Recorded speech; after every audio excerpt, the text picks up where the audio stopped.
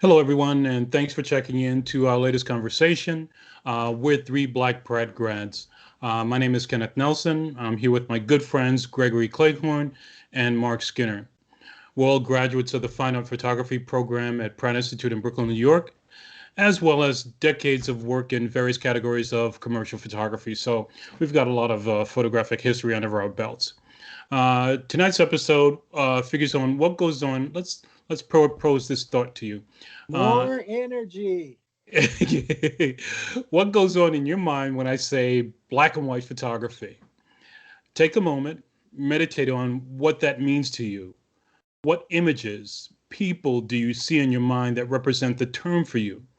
For those with technical backgrounds in photography, black and white photography, what tonalities, films, papers, filters, or other things come to mind? Uh, Now, think about that for a few more seconds. Now, what happens in your mind when I say color photography? Same thing. What images, people do you see in your mind that represents the term for you? TikTok. For those with technical backgrounds in color photography, what tonalities, what films, papers, filters, or other things come into mind? Right? A majority of day-to-day photography world lives in the color section of photography. A good deal of the fine art world exists within the black and white section of photography. What number or what percentage equals what in terms of fine art, black and white, fine art, color? I don't know. Right now, that's not the focus of this discussion. This is just a broad discussion as to black and white fine art versus color fine art. But we did take a look, or we can take a look, in the gold standard book of photography history called uh, The History of Photography by Beaumont Newhall. Right, this book was published in mid to early 1960s, the first version. The second version was published in the mid 1980s, and this is considered the basically the Bible, for lack of a better term, of photography. Now, what's interesting in that book is that the book has 16 chapters, and chapter 15 and 16 are dedicated to color photography. And only a small amount of color photographers who you may know are in this. So Ernst Haas is mentioned in it, and a couple of others that I can't quite place in my head right now. But I just wanted to sort of prime you with that knowledge and just to get your brain flowing as to what is fine art photography, and does it include black and white? Does it include color? Do you have a preference for one or the other? Do you are you quite the person who just thinks anything fine art has to be black and white in terms of photography, or does anything have to be color in order to be photography? That's up to you to choose, and that's what it's up for discussion tonight. So I'll start off the bandwagon with just sort of giving you my thoughts about the way I achieve my photographs to some degree, and it'll go back and forth. But I'll just start off with this, and we can keep going from there. So I'll start with this particular image here. Um, and it is of course, it's a digital photograph, and it's one of my favorites that I've taken on Coney Island. But in this particular image, there's no modifications to it. It's the way the camera saw it, the way it came out of the camera is just the way it was. And so when I took a look at it, I said, well, Was this a square formatted I'm photograph? sorry. Nope. I'm sorry. Now okay. Apologies for that. So what happened was I looked at this and said, for the most part, when you get a digital image and it comes out of camera, you're like, 90% of the time, maybe more, you're not going to be happy with it. So what I decided to do is I said I needed to make some adjustments to it to make it work for me. And so this is what I did. I bumped up the contrast, add a little bit of a saturation. I said, yeah, I'm happy with this now. So what it does is that to me, it complements the image and it makes it more inviting. It makes it more, well, it just makes it more visually pleasing, at least for me. And so you can look at this and you could say, okay, when I used to photograph in black and white, when I used to photograph film, I saw things in black and white. So I interpreted things tonality wise and contrast wise. And when I switched over to color, it became less so. I still do it, but I realized that some of that intuitive nature that I had when I was photographing in black and white sort of went to the wayside a little bit when I was shooting color. But so what I decided to do for this exercise is just to say, okay, let me go back to that notion and see what happens when I think about black and white again in terms of this image. And this is what I think about black and white in terms of this image. Now, I probably would think I would tweak this more um, in terms of contrast. I would probably open up the highlights a little bit more, make it push the highlights a little bit more. But that's about all I would do with this. So the notion for me here is, okay, what pleases me the most as a photographer? And I go back and forth and I teeter totter. And for me, I'd have to say that I am more engaged with this color version than the black and white version. Go back to the black and white, please. The That's black and white's on now. The color one. so I'll switch back and forth between my preferred color version with the adjustments and the black and white version. Right. And it's kind of interesting that we actually can go through this exercise and not have a well-defined answer as to which is the preferred one. I think the color iteration of this particular photograph is better photographically because the sleeve really just shows all of the shows both the primary colors that are in the rest of the photo. There's a red, white, and blue theme Mhm. that goes throughout the rest of the photo. The sleeve on the left has the red, white, and the blue, and then it also has sort of black into it also. Mhm. So what happens is the black lines in the sleeve sort of replicate for me visually some of the strands of the hair of the figures, plural, in the middle, as well as the figure that's almost all the way to the right.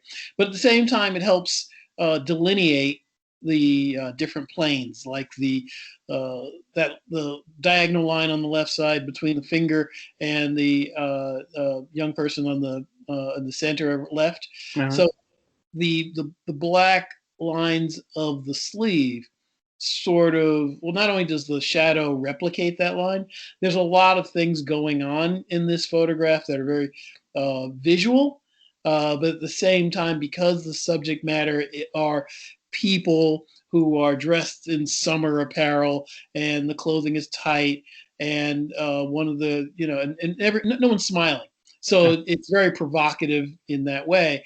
But if you extract yourself from the emotional experience of viewing this photograph, the just the visual drafting, the visual drafting that's being done is really it works very well in that regard. Okay. Greg, anything, any input on your side? Really? I mean, spoken man. Look at that round, curvy bottom on the right side. How could you get past that? The form, it's so round and fully packed. It says smacker Greg, right there. Greg, Well, Greg. anyway, I know. Well, this is we're trying to keep it adult, but I mean the pink. It's overall there's a lot of skin and skin and skin and then a round bottom in the right side. It's a form study. Um, So wouldn't that mean but that then the black and I white mean is just as black and valid? white. Black. Say again. Wouldn't that mean that the black and white is just as valid if we're talking about form? Oh yeah, no, I'm not saying that. What I am saying is that color and black and white they're two different languages. They're this says something completely different to me than the color version. The color is vibrant. The color is lively. The color, I mean, all the skin showing. It's this is that brings it so much forward to me. And it feels like a Brooklyn moment. I don't know where this was shot. Okay. This is Coney Island, the Coney Island Boardwalk. Yeah, that's Brooklyn. Okay. But the it's aggressive, like Mark was saying. It's very uh, Brooklyn. It's in your Yeah. face. It's like a lot of skin, a lot of attitude. But the black and white, it becomes more for me. It becomes more of a form study, form and shadow and space, and less about the personality and the attitude. That's one of the things I like about black and white photography. Um, for this particular image, for me, I don't know. The color is it's very feminine. It's very young womanhood. It's very, I would say fertile, but it's a very femininely charged. There's something about pinks in the color version Uh, that doesn't come through in this version. okay. That's a very charged image. A Okay. lot of skin, a lot of attitude, and it's a different language for me. I Exactly. But let's get back to the point of the value within the fine art aesthetic. And since you've created or mentioned these two dynamics that are different for the same image, how uh, do they incorporate themselves being that vastly different in terms of the way you see them and the way you think about them within the fine art aesthetic?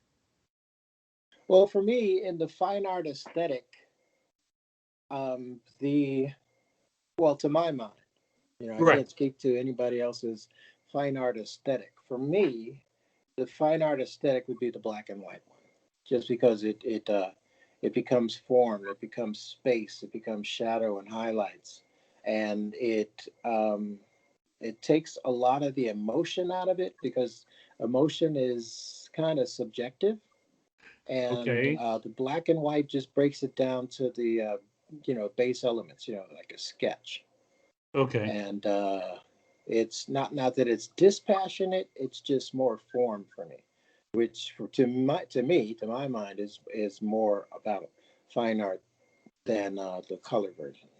Okay. All right. All right. So my question to you is, and this may or may not be a fair question, To uh, you, who? to you, Kenneth, as the photographer of this photo, was this part of a series of photos within that same crowd space that you were working in, or No, no, this is part of a series of images where I'm in personal contact and up close and personal. So it's not just isolated to this particular area. It's all over the city wherever I engage in people within a very up close space, well, confined I space. guess what I'm asking is, if this were a roll of film, would there be on the left of this and the right of this, would there be similar frames? I guess is what I'm asking. Yes, I would have photographed it using the same technique, which is from the hip. So yes, it would have been the same. What Um, can I ask? Go ahead, finish your no, no, statement. no. Go ahead. I'm done. Was this did you have a follow-up, Mark? No, I mean that was primarily the Okay. question, because I wanted Um, to know. I know that you're working on series, and I'm that part I kind of understood from Mhm. our previous conversations, but I was just wondering, because contact sheets are all also about uh, that moment where you go, okay, there's a lot to photograph here, and sometimes it's one or two, sometimes depending on the camera you're using there can be as many as 20 within a small frame of time. And I was just wondering, out of this in the sequence, Mhm. uh, I'm not going to ask you which frame this is, but within the sequence, is this something where, as you were passing, you said, "Okay, I'm going to take this one photograph," or was there sort of there was more mythology, not mythology, Yeah. method to that, more Right. met. Sorry. Right. So just to give you context, when I'm shooting from the hip, which is I'm not looking through camera, I'm guessing framing. And so what happens is that you just can't you could sort of figure that you might trust one frame, but no one's going to really do that. And so what you do is you take a series of frames and you move your camera from left to right, up, down, to adjust for framing possibilities. You have an estimated guess about where your the head of the person is going to be, but what you do is you just say, okay, this is my first exposure. Okay, aim a little bit to the right. Second exposure, aim a little up. For third exposure, aim a little down. Fourth exposure, if in fact you have that time to do that. And these people were standing still, so I had that time to take about 4 frames. And also the moment changed after that, so it was no longer that engagement, which gravitated me toward the event that's going to happen. Well, a lot of your work is a lot about the things that people do in public, and the proximity is always interesting. I want to just keep moving so we don't Wait, go I too got one much more over. question. Yeah. Well, for this, were you intentionally doing a series on women as the topic? No, this is it has nothing to do with women. It has to do with up close and personal, regardless of gender or gender identity. Okay, it's for women. Bam, bam, bam, bam. I'm just saying, but okay, go ahead. Yeah, they just happen to be there at that time. This the sunlight is in their face. I'm at the right angle. Boom, done. Your Uh, world. Go ahead. you know. Okay. So, and this is the second set of the second image that I'm thinking about, and this is another series I'm working on that I've thought about over the month. And so, here's here's my preferred version for this image, and I Nice. and I just want to show you the black and white version, which is not my preferred version. Why? Couple of reasons. I think the color speaks to the image more. I think it brings more depth to the image than the black and white version does, surprisingly. And I think one of the things that I want to talk about was our history in color printing, which has which has uh, clouded my theories, clouded my thoughts on color photography. Meaning that one of the things that kept me from printing color well was that you had no ability to really control contrast the way you control contrast in black and white. And and historically, what I've been doing is I've always been avoiding color for that particular purpose. And with the advent of digital, you don't have that encumbrance anymore. You can control contrast digitally as well as you can do black and white. And that was always the reason why I never went straight to color or engaged in color with the amount of engagement that I've been doing it in the last 5 years. And so my thoughts on uh, me, contrast is a great part of photography. And it creates the amount of depth that I think is necessary to engage a photograph better so than if it were not as contrasty, depending on Well, the image, of course, well, depending on the image. with film, I mean, particularly transparencies, you control the contrast through exposure. I mean, the lower the exposure, the contrastier and more saturated everything got. If you exposed Ektachrome 64 at 64, you would get the complete tonal range that Kodak said that should have been. But if you exposed it at 75, there was just a little bit, like 25% under exposed thereabouts. And so you would get a little bit more contrast, a little bit darker, and you could boost the exposure in the printing if you had to print it.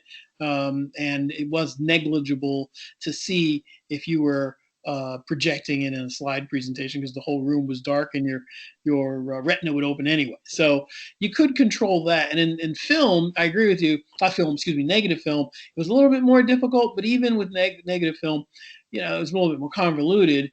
You could create masks and so forth if you wanted to. But in the short term, the red was really sort of um, the determinant of contrast. Yeah, And I well, hear that's those guys from Jurassic Park are real, and they're going to bring back dinosaurs too. Hey, look, I did darkroom work for 5 years, so yeah. yeah. Well, the notion of Yeah, but we're shooting, like light years from darkroom work, and this is like you could adjust contrast with the flick Yeah. of a button. I agree. I think what's great about this photo is that you've got the cyan, the magenta, the yellow, and the black. So you've got CMYK in a color photograph, and you only notice the CMY, but you uh, don't really notice that the black is the key color delineating everything. So it's really kind of pretty nifty. You got the shadow, even the don't walk signs. On one side it's all black, maybe on the other side it's yellow. So it's really subtle way of putting all that together. And I think the kaleidoscopic use of the window reflection is really quite clever. yeah, that's the series that I'm working on. So What's the name of the series? I haven't thought of the name yet. Like Reflections? It has to do with the reflections in this particular, using reflection in this particular way. Okay. And I haven't thought of the title yet, but it's I've already went out and shot 6 individual days, 7 individual days, just focusing on this particular series of images. So, but again, black and white versus color, and the theory is, is there a difference in terms of the fine art aesthetic between either or? And I tend to think not. But my Oh, preference, again, but my preference for this particular image is the color version. And my okay. preference for the first image that I showed you is the color version. Coming from a black and white background, it's kind of weird that I would think that way, but I consider myself a closet colorist who just went into black and white because it was the better way to control contrast with your images. And now that we've come way ahead and the ability to control contrasting colors is easy in black and white as in color, I want to go back and just enjoy that part of it and really because I think when again I don't want to push this too much because we're going a lot of time, but just think of Joel Meyerowitz's stuff in the 1960s, his shot on Fifth Avenue, where that yellow that building's orange gold surface is so orange and gold, and that shadow just went black, and the steam was rising out of the buildings and stuff, out of the grounds, and that kind of contrast is what intrigued me. And Right. of course, Those, that was those shot are at the very, contrasty day.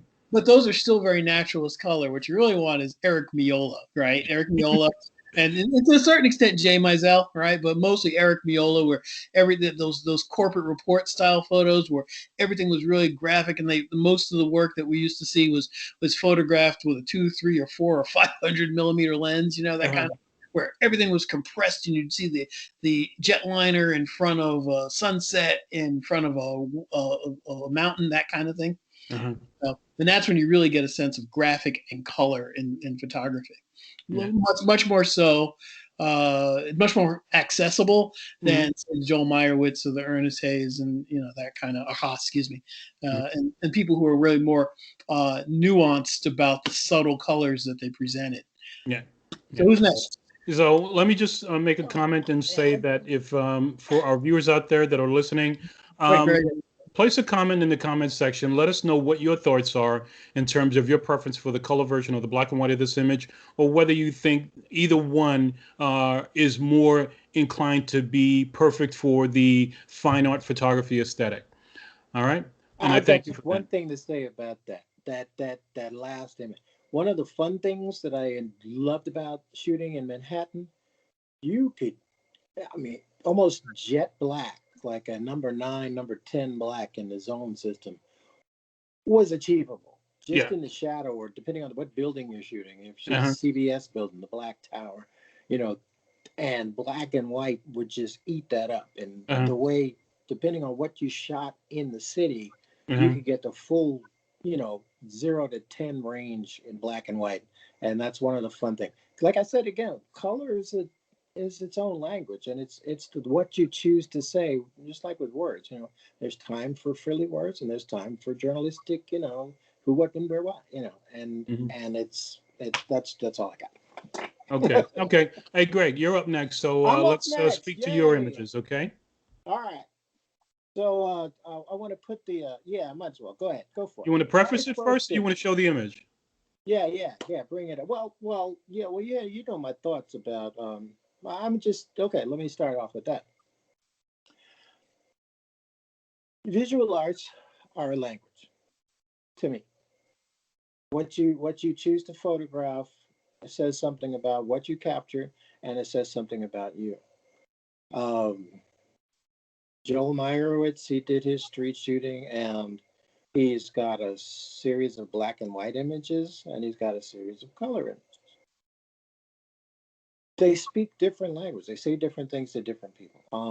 As far as fine art, I think fine art comes not necessarily in the black and white or the color. It comes in how you capture it and what you say when you do use color. What you say with it when you use it, because you know right? I shot. You come up on some scenes where it looks pretty much a black and white image in real life, but then there's that weird little color, that crazy kooky lady, or that doesn't have to be crazy kooky, just that one odd person that's walking down the street with the bright red, raincoat on or something, and it just says, "Hello, look at me," but it's just about the language, what you want to say with the color, rather than just taking something just because it's there. You know, as I was saying, TikTok, they don't bother with switching over stuff, anything over to black and white. They don't care. Everything's color in some people's world.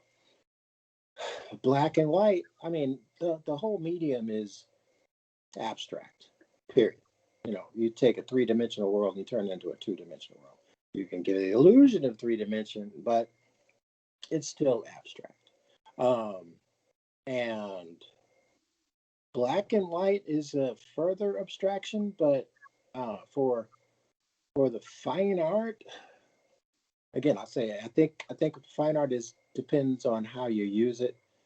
Um, like Man Ray, you know, with his rayograms, you know, Hmm. just contact sheets with different stuff.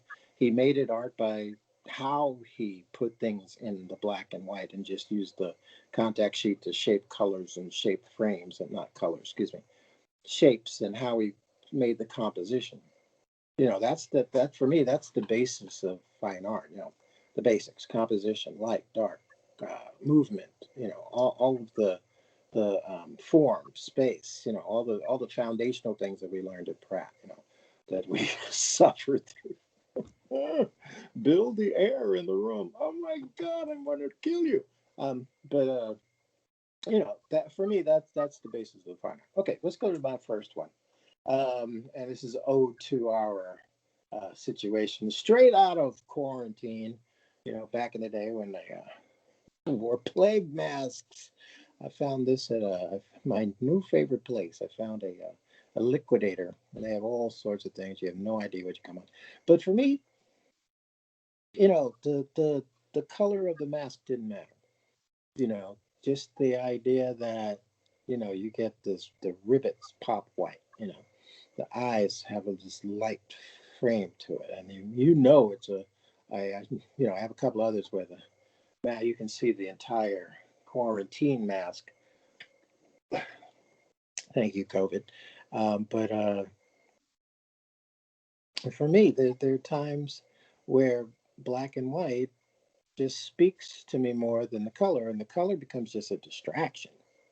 You know, so yeah, I'll just say, you know, I'll go out on a limb and say there are times when black and white does speak more to fine art to me than color. There, but like I said, it's like just like writing. You know, there's a time and a place, and you know, you don't start you know, talking in sonnets when you're trying to talk about the latest mass shooting. You know, there's it has to be appropriate to the uh, to the subject. So that's my first ode to COVID-19 with my plague mask. You can go to the next one. I did all of mine in black and white, but I left this one with a touch of color because it's like you would think this is where accidents happen. You know, it's like where are we going? Well, you can make a left. No, you can make a right. No, you know, it's a lot of subjective. You know, kind of like photography. You know, it's like what you choose to what you choose to focus on becomes reality. Uh, you know, whether you choose to make that or suggest that to other people as reality is on you. But you know, does this need color? Would this have the same impact if it didn't have that yellow line? It's basically a black and white image, but you know, it's something that for me works better in black and white. And the idea of tossing a little color in there is you know, the artists or the photographers uh, putting his language into the image. We can go on to the next one. Now this one, you know, again, this is inside a store, you know, and I'm standing there, tra la la, and it's very colorful. It's a bright sunny day on the outside, you know, and colorful shoes, colorful counter, colorful sodas in the background, colorful floor, colorful everything, and then she's barefoot. You know, did I need all that color to say what I want to say in this picture? No, The black coat kind of matches the cashier's black draped hair, you know, but she's barefoot. She's buying a pair of sneakers, but she's barefoot. What I wanted to say in this was that she's barefoot. You know, I don't care what color it is. You know, that's what I wanted to say. That's how I captured it, and They're that's how barefoot I and they're buying presented. shoes. I get it. I'm sorry, what? They are barefoot and they are buying shoes. Yeah. Did it need color? No, not for what I wanted to say. You know, and visually, if you looked at it, what do you see first? I want to hear what you guys have to say. Well, I see the subject who's in front of the paying terminal. But I will say this: had this been a color photograph, I might have noticed the cashier's arm leading to the actual shoe before the bare feet. Now, in black and white, I notice the bare feet because there's contrast based on the feet against the floor. Yeah, Okay. now I'll just add my own to it, which is that I'm seeing it on my large screen here at home. So as I've seen it almost as large as my screen is. So the first thing I notice is the sneakers on the counter, because that I'm reading from left to right, and the first thing I'm seeing is that. And the thing that I didn't actually see until you mentioned it was the fact that she was barefoot. Wow. So that was kind of interesting to me, and I was surprised. Now, but what I want to ask is that this was a digital capture, right? Yes. And so it was a digital capture, so the original is in color. Yes. And so you made a conscious decision to convert it. Yes. Okay. And that's an aesthetic that you ascribe to this image in order to convey what you wanted to say, because you didn't think it would be as effective in color as in black and white. Yes. Absolutely. Okay. I mean, All for right. me, in this image, in the language that I wanted to speak, the Mhm. color was distracting. Okay. So one more question follow up, which is, was your aim a fine art aesthetic? Or was your aim more of a snapshot of life, which is less of a fine art aesthetic and more of a moment in time? It was more. It was a conscious. I would say it was a more of a fine art aesthetic Okay. because it's kind of evergreen. This could have Hmm. been, shot in the '60s or yesterday. Okay. Um, I feel it's more about, again, more about the form than the color or the filling in the blanks, or being literal. Okay. Does that help any? I think for me, the first thing I see is the coat, the long coat, the bare feet, the figure on the right. I really see that individual, and I start looking at their entire form to see what they're wearing, and then I kind of move to the left. I see the cashier's hair, and then I get to the what do you call it, the conveyor belt, and then I see the sneakers and so forth. So I think in color, depending on what the color of the sneakers are, the accent colors of the sneakers are, I think the white of the sneaker and the accent colors in some ways might have made that come out a little bit more or pop a little more, is the phrase you like to use, for me as a viewer for this particular image. I don't know if black and white. I think see what happens with black and white is it becomes an organizational tool. I mean, basically, what happens with each one of these photographs is by converting everything to a one color image, there's a consistency and a continuity that only differs in contrast or maybe format if it's a different format from one capture device to another. But I think Uh, I feel like you're missing the forest for the trees. in what It's way? not about. It's not the monochromatic. It's the. For me, at times, depending on the image, but for me, for this image, the black and white allows you to get further into the image because the color, the eye kind of gets numb to the color. It's like, oh, everything's color. Oh, there's the person at the counter. Next image.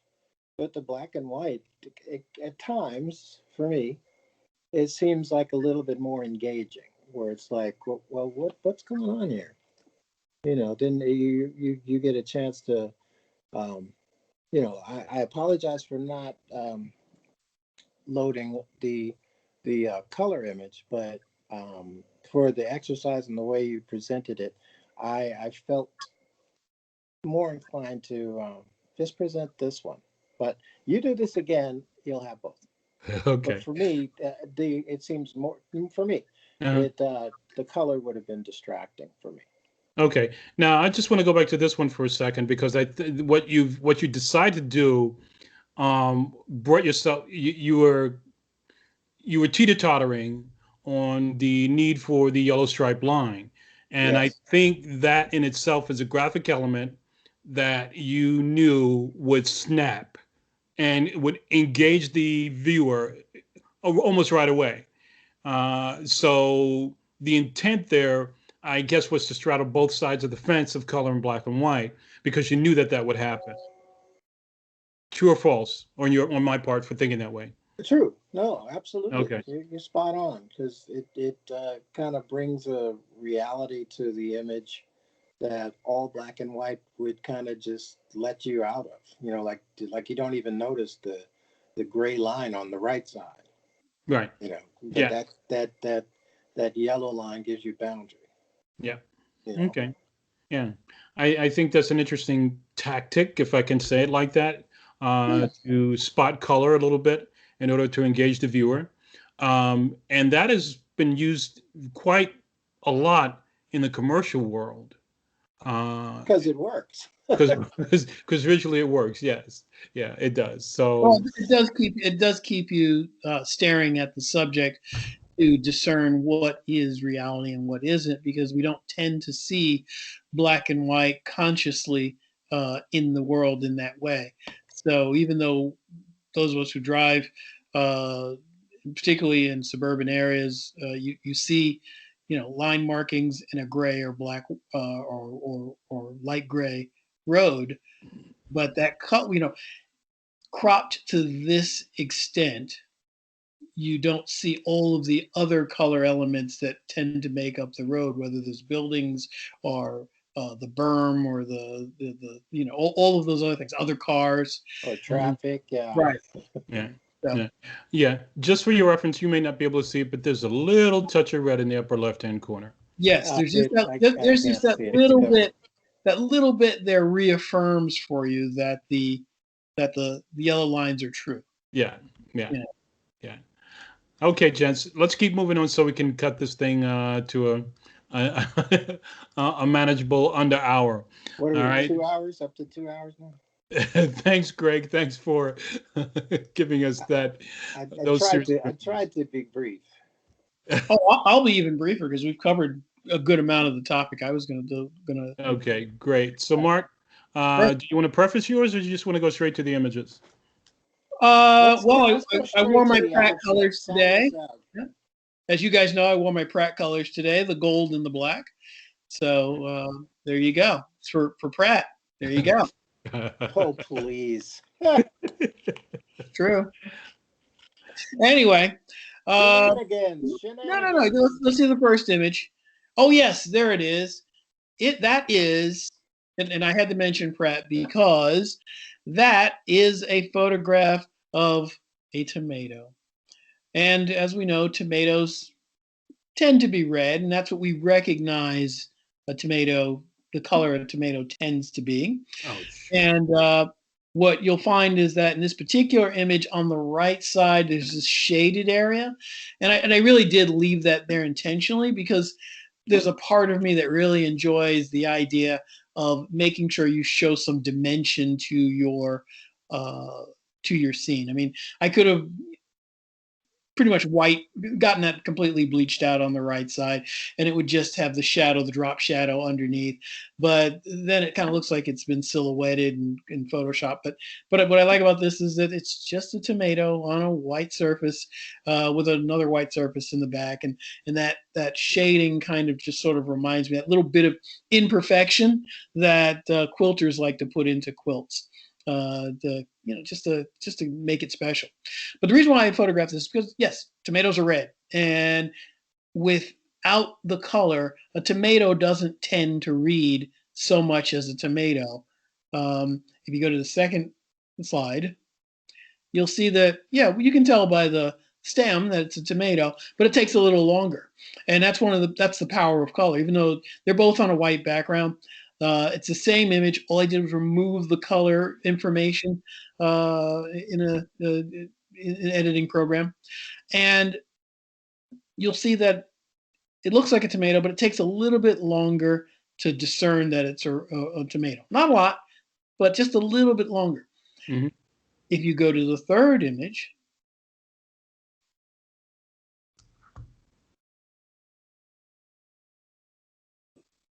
images that have color. Hey, Mark, can you start over from your third image again, please? Yeah, sure. If you go to the third image, which is this one, you'll find that there are colors in photographs that are so muted and so subtle that they lend themselves to black and white. If I were to remove the color information from this photograph, it would still read pretty much as the same photograph. The only difference is that the ground would be less yellow and it would be more gray all the way through. It'd be a really good way to organize all of those colors in the back. Right, they're very subtle, they're very nuanced, and the chair, right, which is a chair in the Bryant Park. Actually, it's in front of the New York Public Library. That chair, in black and white, you might be able to read the etching on the top a little bit better. But for the most part, rather than this forest green, it would read as maybe a very dark gray, maybe even black, depending on the contrast level or the exposure level I made my print or my final digital image. And my point is that color has its place based on the subject. If I'm photographing produce, in some cases, if the shape of the produce is great, like in those old photographs of green peppers, then then the shape is so engaging that you don't need to have the color information to read it as a pepper, or you don't need the color information to enjoy the photograph. But if it's just a photograph of something like a tomato on a white background, then the color information is extremely important. Something like this that has a little bit more dimension, a little more character in some ways than just a piece of produce on a white background, or just a completely circular piece of produce. It's a little bit easier to discern whether it doesn't really matter if it's black and white or color. It's just a matter of what message I want to send. Do I want to send it, this is a realistic photo, or do I want this to be symbolic of something? And I think black and white helps us symbolize ideas a little bit easier. That's really about it. Okay. Yeah, I can see where you're coming from with this particular image where if we were to do a monochrome black and white conversion, yeah, there would be nearly a discernible difference between this and the color version. Where as you, of course, translate red to black and white, it's a total change because it's a loss of a very vibrant color. Right. I mean, if this were a neon green chair, then that would be a different story for this particular image. Right. And so I guess basically my message for black and white and colors, it depends on your subject and it depends on the message you're trying to send. Sometimes the photograph is about the color. And in the tomato photograph, it's all about the color. If it were a piece of ginger, I photographed ginger at the same time. That photograph, because of the shape of ginger, more like a branch, it would be more about the shape.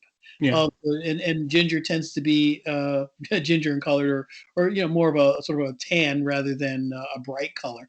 And so, because it's closer to gray to begin with, that story would be more about the shape and the composition and the negative space rather than color.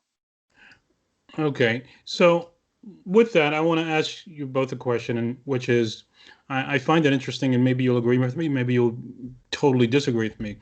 But it seems to me that color is the prevailing medium, color photography is the prevailing medium in commercial photography, where it seems like black and white is the prevailing medium in fine art black and white photography. why the dichotomy? Why the dilemma between those two when information being conveyed should still be equally the same, one being more subjective than the other, but I think still the intent should be you're dealing with the human mind, which should interpret both as equal. Well, I think what you're talking about is the difference between the traditional black and white photography being all about the tradition of a silver-based print with a dark room and a negative, and all of the things that and burning and dodging in the traditional media, and sort of moving that forward into the digital age versus advertising, which is really all about catching the eye, not necessarily to inform, other than this is how much information you need to desire this object or service.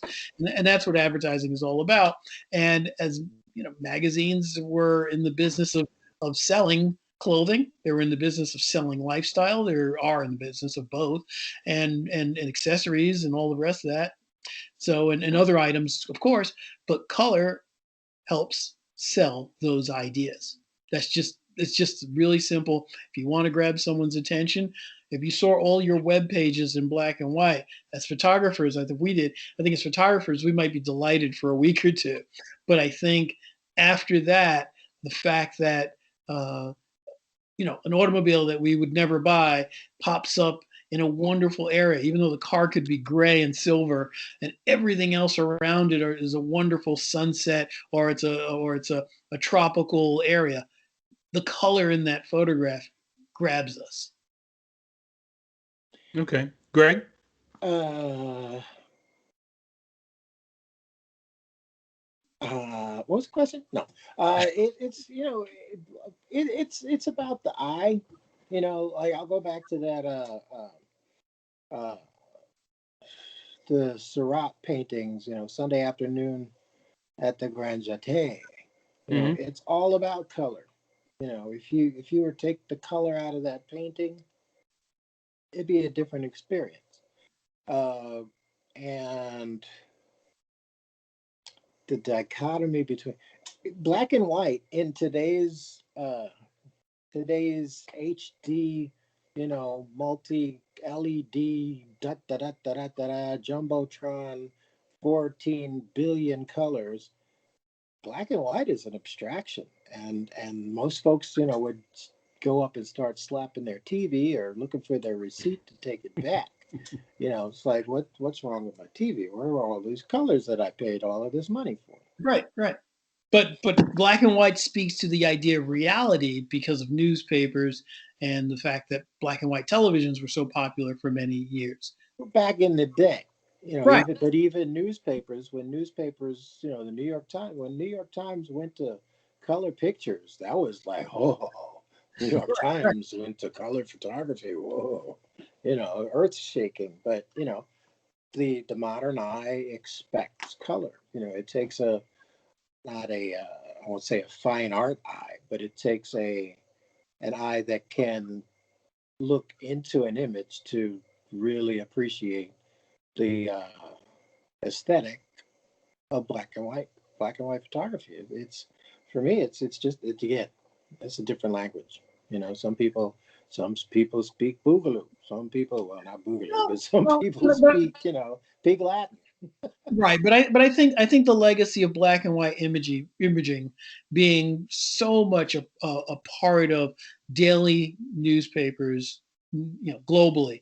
I think that legacy, that heritage of that experience, still resonates today. If you see a photograph of an athlete and it's in black and white and it's very contrasty, there's an idea that this is serious, this is important.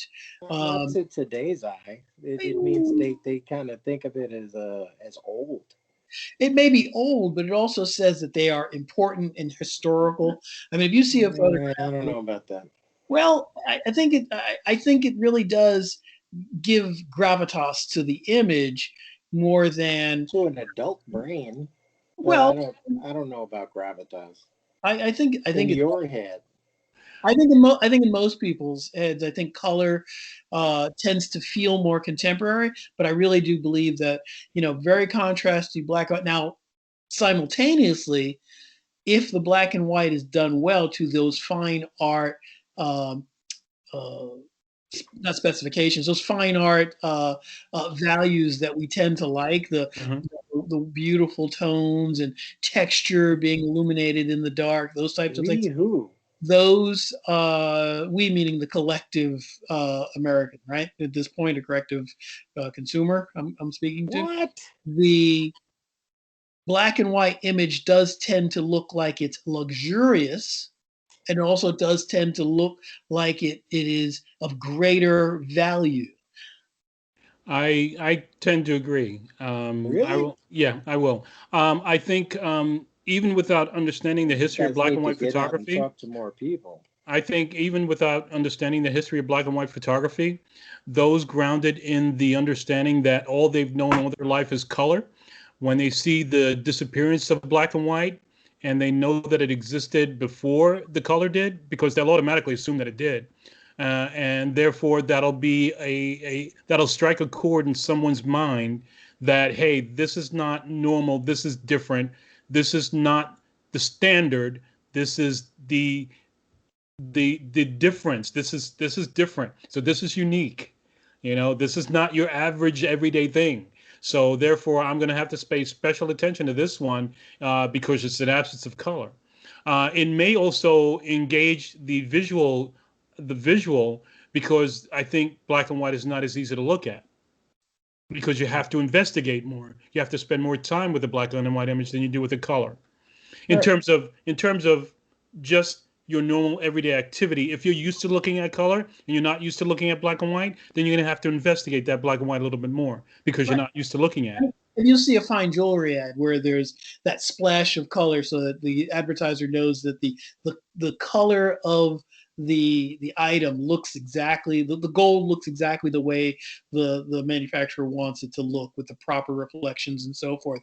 But everything in the setting that it's sitting is black and white, even if it's uh, uh, you know, branches and rocks and water running underneath. A lot of time that says, oh, okay, this is a fine piece of jewelry and it stands out, but it also has tradition and history, and all of those types of things are connoted with that kind of imagery. Well, you guys confirmed one of my statements about black and white. With the absence of color, the black and white does make you look harder at the black and white image because Right, you're like, Very what's true. going on right. here? Yes, yes. Um, But does but that make I don't color? know. I have a friend out here who now one of the greatest movies of all time, in my humble opinion, was Arsenic and Old Lace with Cary Grant. If you guys haven't seen it, you gotta see it. It's fall down funny. Oh my Boom. god! I played it for them. They were asleep in like 10 minutes. I'm like, but but they said they saw the black and white and they left. And I'm like, wait a minute, but didn't matter. Mhm. Same thing with like her friend's children. Peter and the Wolf. You guys remember Peter and the Wolf Yeah. from childhood? Yeah, yeah. And it's a great little story. Every instrument is a character. And we played that for the kids out in 10 minutes. All of them. They were deep. Whew, like, what the hell? And for me, it's the same idea. Color has its place. Color has its language.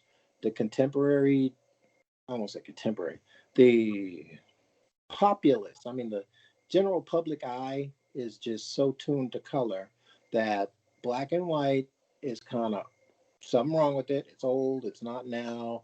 It's not hip. It's not happening. And they kind of just move right along. Right. Well, If it's that's why I was talking about advertisements where you see mostly black and white with just that little splash of color for the item itself. As you're turning pages or you're scrolling through or you go to the website, oh, there's that item, and then and it also talks about the idea of being sophisticated, because as you both have mentioned, fine art photography for the longest in our culture has been mostly about black and white silver based prints on a wall. And it has to do a lot with the tradition of the two types of photography. You know, Yeah. And I mean, I won't keep us any longer because I think we're going to run out of time. But I did want to, and one of the main reasons I also brought this up is because I think the history of photography as a fine art is only a little over 118 years old. And it started in about 1902 with the photosecessionist, with Alfred Stieglitz trying to make the argument that photography is not just a technical thing, but it can be considered a fine art. That's why the photosecessionists were born, to sort of delineate that idea that no, this can be equally a fine art as well as painting. When it took hold as to when he was successful in terms of the world understanding photography as a fine art, well, that's still up for debate as we're talking about it now. But I just wanted to bring it up just to whet people's appetite, just to get us thinking in the framework of, you know, the acceptability of color as fine art, because it's definitely acceptable in commercial, and it's to some degree it's been acceptable as a fine art color with the history of Ernst Haas, Joel Meyerowitz, and all the other photographers of the 50s and 60s who were shooting strictly color. With that said, I just want to reach out to people out there. If you're still listening, give us your input. What do you think? Is color fine art? Color photography fine art? Can it be accepted as fine art in your view? What are the factors that make that so? Or what are the factors that don't make it so? Versus what's traditionally known as fine art, black and white, which to some degree most people can say, yeah, it is. With that, I'll close it out by asking Mark at the end if he had any closing statements or thoughts. I'm good. Thank you very much. Okay, Greg, and what about you? Learn your language. Keep shooting. That's all I got. Okay, thanks for checking in with us. We hope you enjoyed it. Leave us any comments or questions. Subscribe if you'd like to. We'll be posting these things once to twice a week, so we want to engage you, and hopefully you'll come back. Until then, my name is Kenneth Nelson. I'm with Greg Cleghorn and Mark Skinner, and we'll see you next time on Three Black Grad Grads. Peace.